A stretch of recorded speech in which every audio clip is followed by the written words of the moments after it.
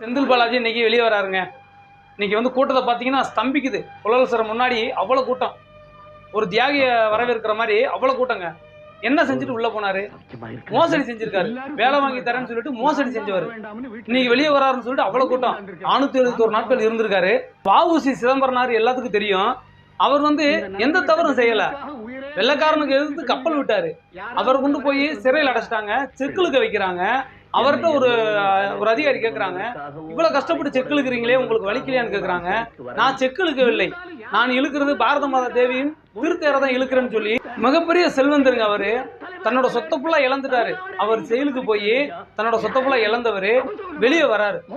வெளியே வரும்போது பார்த்தீங்கன்னா ஒரு பயம் இல்லை, 2 பேர் வாசல்ல நிற்கிறாங்க. வ.உ.சி. சிதம்பரனோட கணக்காப்பிள்ளையும் சுப்பிரமணிய சிவா இருக்காருல்ல, அவர் வந்து பார்த்தீங்கன்னா கோவை சிறைச்சாலை வரைக்கும் நடந்தே வந்து விசிட் பண்றாரு. அப்போ வந்து பாத்தீங்கன்னா இந்த கணக்காப்பிள்ளை வந்து வ.உ.சி. சிதம்பரனார்ட்ட சொல்றாரு, ஐயா நன்றி கேட்ட சமூகங்கய்யா, யாருமே வரலன்னும் போது சிதம்பரனார் சொல்றாரு, நான் வந்து மாலைக்கு மரியாதைக்கு ஆசைப்படல, என்னை பார்க்கணும் யாரும் வர வேண்டிய அவசியம் இல்லை அப்படின்னு சொல்லி திரும்பி பக்கத்துல பார்க்கும்போது சுப்பிரமணிய சிவான் இருந்திருக்காரு. அப்ப இவர் யாருன்னு கேட்கும்போது இவர் யாருன்னு தெரியாத அளவுக்கு அவர் அடையாளமாயிட்டு இருக்காரு. சுப்பிரமணிய சிவா வந்து பாத்தீங்கன்னா தொழுநோயால பாதிக்கப்பட்டு உடம்பெல்லாம் துணியா வந்து, ஐயா என்னை வந்து தொற்றாதீங்க, நான் தான் சிவம், உங்களுடைய சுப்பிரமணிய சிவம், என்னை தொற்றாதீங்க, என்னுடைய உடம்பெல்லாம் வந்து பார்த்தீங்கன்னா தொழுநோயால் பாதிக்கப்பட்டிருக்கு, நீங்க தொட்டிங்கன்னா உங்களுக்கு ஒட்டிக்கிறோன்னு சொல்லும்போது வ.உ.சி. சிதம்பரனுக்கு ஒரே அழுக.